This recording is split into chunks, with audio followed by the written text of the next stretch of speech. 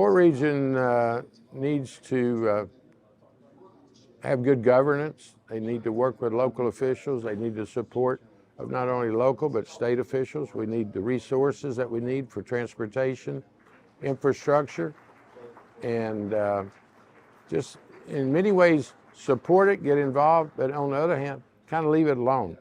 Allow the local control. The Houston Port Commission is very stable right now. It's very productive.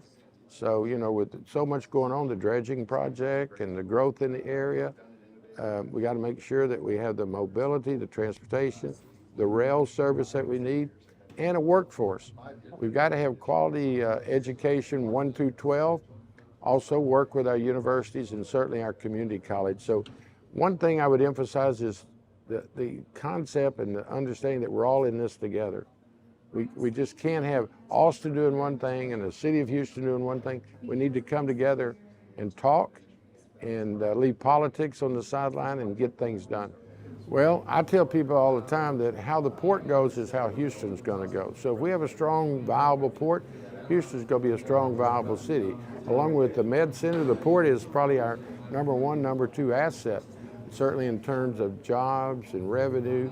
So the port means everything to Houston, and there again, we need the governance to be kept locally. We don't need a state port commission to regulate the Corpus Christi and free ports in Houston. They're all unique and special in their service areas, so let the port be governed locally. It's doing a great job. I think maybe even its best years are ahead of it. So there's just a lot of things to be excited about in the greater Houston port service area. Well, as I will say to the Alliance members, nothing happens by accident in government. So, you know, elections matter. So you need a trade group like the Alliance to bring people together, have working groups, unite with the trade groups to go to Austin, go to Washington, and speak with one voice. There's strength in numbers, but there's strength in unity. So the Alliance is doing a great job with its forum. Got me all the way from North Houston here in down in Great Pasadena, where I went to the 1st and 2nd grades. So thank you for the Alliance for bringing this together. We need more of this collaborative effort. I think the takeaway would be we can't be complacent. We can't say, oh, we are where everyone would like to be. We've got to look forward. We've got to be prepared with our infrastructure, our workforce, and just don't rest on our laurels. Just work hard.